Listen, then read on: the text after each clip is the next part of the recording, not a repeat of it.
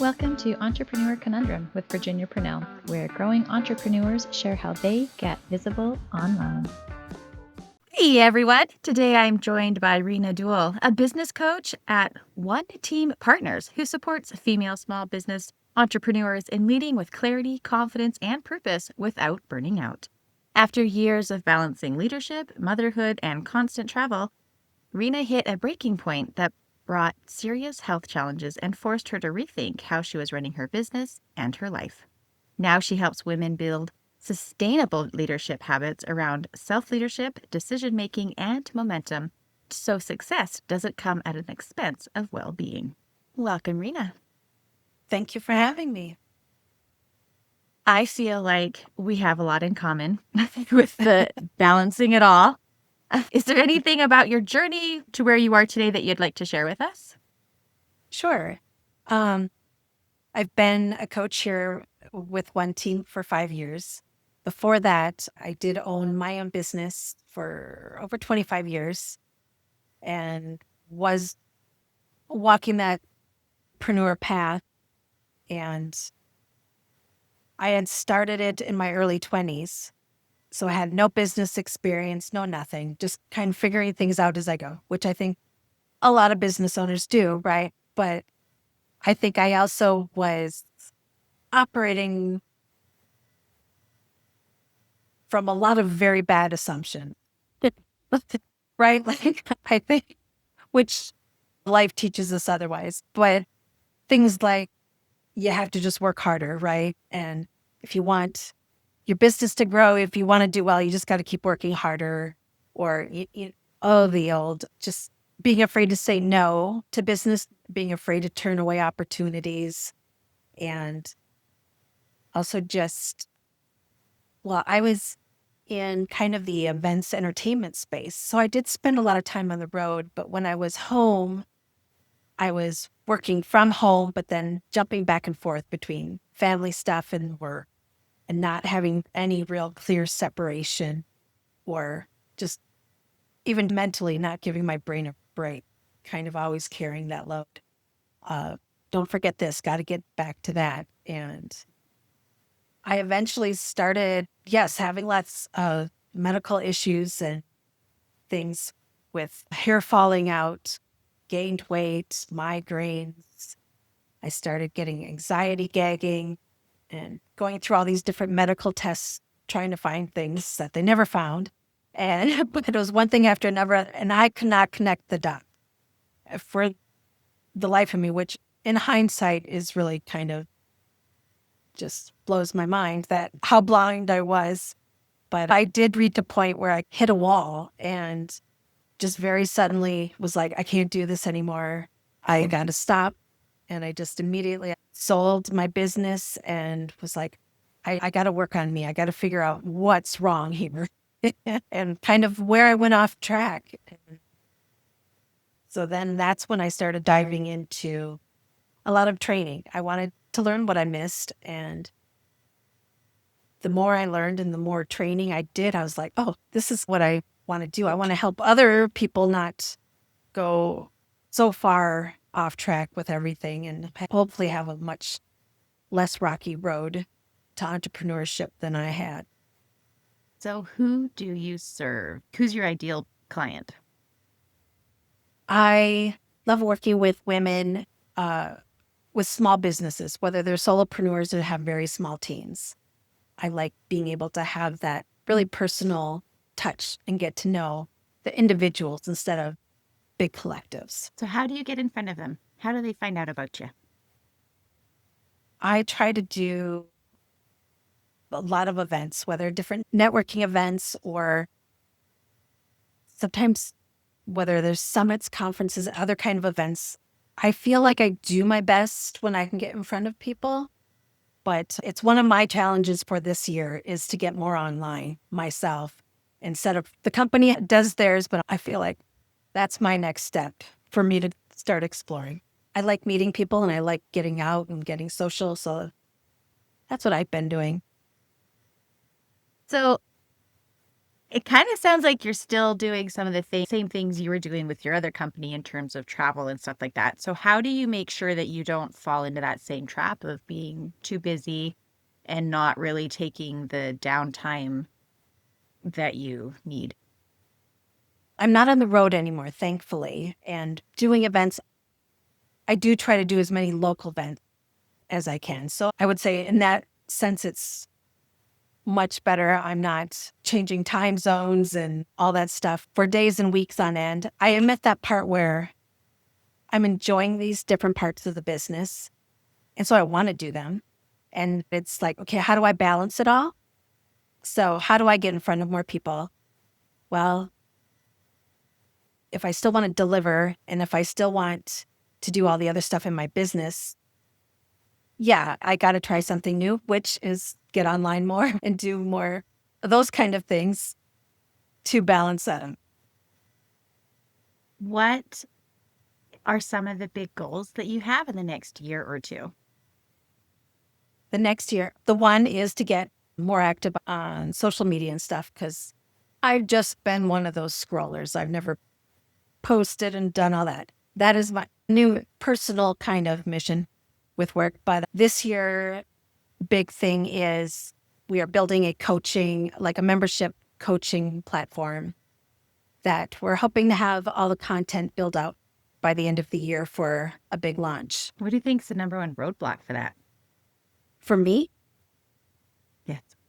I think it is bandwidth and I catch myself very frequently having to recheck my priorities, right? I know I'm not alone on this. When we think of priority, I know it's supposed to be one. A priority is very singular, but it's so hard not to create a list, right? When it comes, and then it's like, nope, remind myself, what is the top priority? What is the one thing that I really got to focus on? And kind of keep bringing myself back to center, right? Yeah, for sure. So, how can entrepreneurs beat decision fatigue and get back to flow? I think creating systems to help us figure out how to channel all those decisions. Because when we are, especially the solopreneur, every decision in the business is yours, right? Like it never ends. Little things, big things, and it's just does get exhausting.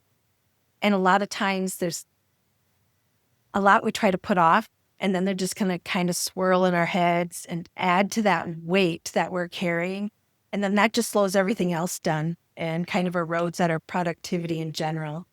And so it sounds very basic and simple, but it is just getting them out. And so if it's keeping you up at night, write them all down. Whatever's on your mind, write them down so you can trust that you're not going to forget. They're somewhere and you can start right back at it to the next day. And so I do think like with that, it sounds very simple, but startup and shutdown routines are very good for that. As far as when you wrap up your day, I still like pen and paper, but whether your notes are digital or on a notepad, write down everything you didn't finish or where you left off, things that are top of your mind for the next day. And so when you do come in the next day, you can kind of pick up right where you left off. And you don't have to go back in and like, where was I? And try to remember. And you also didn't have to carry it all evening. How do I lead myself when I am the business? When we are the business, it's really easy to forget about. Like, we want to chase the next solution, the next tech answer, the next kind of system to throw at, when really we should first look at how am I working? Because if I can create those internal systems, like how I'm showing up each day, so I can be my most productive and my most focused, that's what's going to make whatever systems work better. And so you really should start with yourself. And it's, even when you think in those terms and very fundamentally, it kind of comes down to sleep, right? We need to prioritize getting our 8 hours of sleep so we can show up the next day focused and productive and able to be present. And that in itself is just going to reinforce every system that we try on to make even better. So you got to start there within yourself and creating that discipline, because that's obviously, we all know sleep is the first thing all of us sacrifice. And that's something that we instead got to make the priority. So true. So true. I was like, well, what if I can't fit it all in? Yes. What's the best advice you have ever received? To stay curious for absolutely everything. It's staying curious with myself over what am I thinking? What am I feeling? Why? Where do these reactions come from? But then also being curious about what's going on around me and being curious about the way others respond or what's going on, instead of just creating assumptions in different narratives, start trying to challenge them. And I find that that really opens up a whole lot of stuff. Number one, and it also gets me out of my head, for sure. What's the best advice you've ever given? That one I feel is such an impossible thing to answer, because I feel like I can't answer for the receiver. I do feel like we receive different things in different ways depending on where we're at in life, and somehow just the way it's given.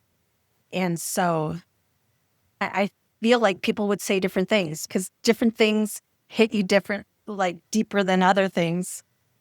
What's coming to your mind right now?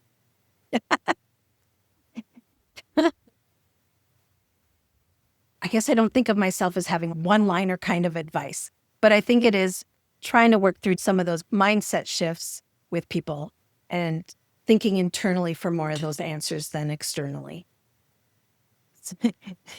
So what's the best advice you've ever given? Why? Why? Why? And then what? And then what? Like the 7 layers deep. Yep. Yep. So what would a typical session look like with you? Typical session. I think, I guess it depends on where we're at. It is like, you always try to meet someone where they're at. People are in different states of acuteness, having whatever kind of acute issue, whether it is the business, whether they are in a state of burnout and just don't know where to start. And so sometimes it is having to come in and be like, okay, there is something big, there is a fire going on somewhere in the business or whatever. Let's try to calm this down and then get back to that awareness phase of let's start digging into that internal work, but let's calm things down so you can put your mind elsewhere. And so it kind of depends on where they're at. Do you have a 12-week course type of thing, or how long do people tend to work with you for? Oh gosh. Typically, I think the smallest one's about 6 months, but then up to a couple of years. Do you normally work with one-on-one? Do you work with group coaching? Do you work with like me and my team? A little bit of all of that. So the membership coaching that I'm working on now, that is so we can do more of that group coaching and give access to more people. But traditionally, yes, it has been more one-on-one and with the teams. Well, I appreciate you being on with us today. Thank you. Is there something that we haven't talked about yet that you would like to? Well, I guess I'd love to invite your listeners to join my subscription service. If they want to email me, all one word, bigtalk at oneteampartners, all one word as well, .com. I can send them a link to a free month and get them in and get them meeting with coaches a few times a week. That community is called Big Talk, and we'd like to see what's getting in people's way and how we can help. Awesome. What are some other ways that we can follow you, learn more about you, see what you're up to? I'm on LinkedIn. I'm also on Instagram at coach_Rena, and website oneteampartners.com, all one word. Perfect. Well, thank you again. Thank you. Thank you so much for joining us today. Be sure to subscribe and leave some love through a review. And I'll catch you on the next episode.